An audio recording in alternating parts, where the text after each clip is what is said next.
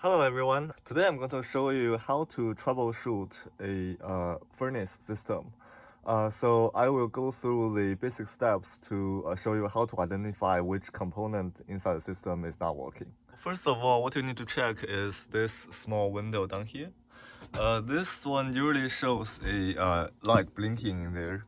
And right now you can see that light is a solid red light. So if there is something wrong, usually that light will show an error code by blinking. So once you get that error code, you can go to this sticker on this front panel. There is usually a sticker on the panel that shows what does each error code mean. After you identify the error code, you can have a basic understanding of furnace. And then I will take off these front panels and show you how to identify exactly which item inside the furnace went wrong.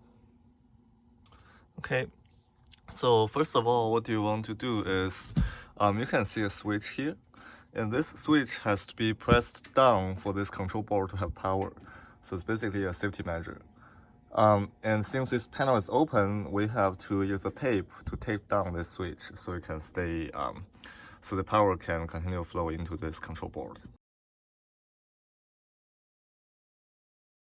So the next step is we are going to run a troubleshoot command on this control board.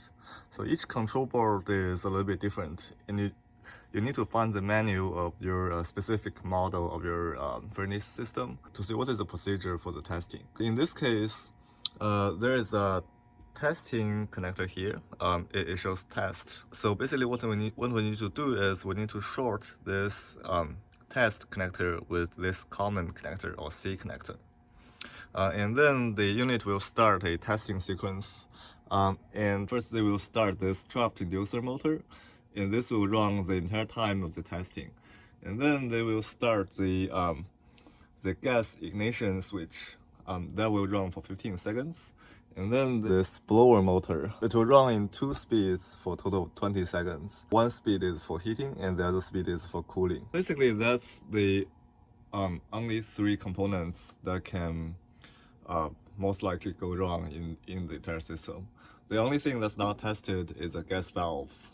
So basically, for safety reason, there's no gas gonna flow into the furnace. Now I am going to short out this test connector with this common connector and see what happens.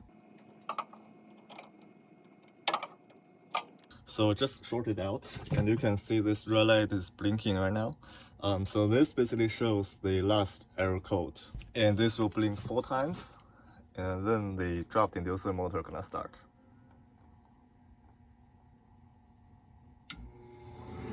Here we go. So that motor is running fine.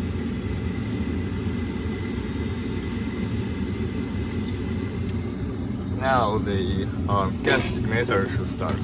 So you can see that thing glowing red down there. That is a gas igniter.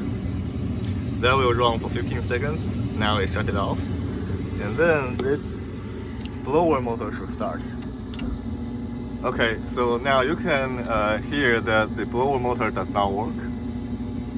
It didn't start. Okay, so that's the end of this testing sequence. So now we can clearly see that the issue is from that blower. So the blower also has 2 components in there. One is the blower motor in the middle, and the other one is this capacitor.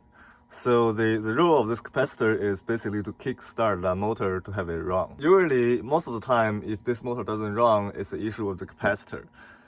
Because the capacitor only has a life of around like 5 years, 5 to 8 years. So this one usually fails before that motor.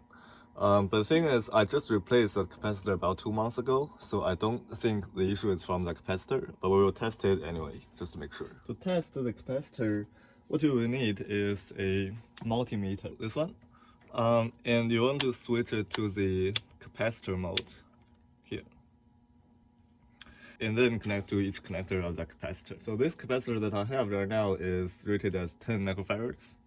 So we will see what's the reading right now. So before you test the capacitor, from a safety standpoint, we want to make sure there's no energy stored in there. So what we will do is we will use a screwdriver to short out both connectors of this capacitor to release the energy stored in there. Okay, so it shows 8 microfarads, so it's not the issue of the capacitor. So now that means the motor in the blower is probably bad.